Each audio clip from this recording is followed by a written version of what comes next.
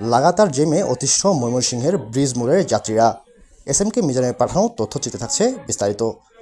নামেমাত্র duty পালন করছে traffic পুলিশের সদস্যরা। 4টি রাস্তার সংযোগস্থল এই ব্রিজ মোড়। সাংবাদিকের ক্যামেরা অন করার সাথে সাথেই জ্যাম ক্লিয়ার করার জন্য বেপরোয়া হয়ে পড়েন কয়েকজন পুলিশ সদস্য।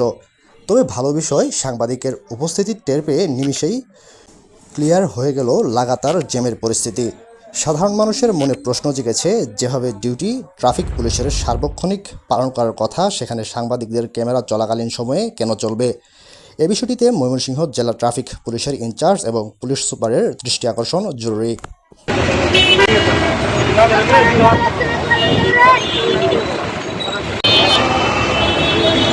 All right,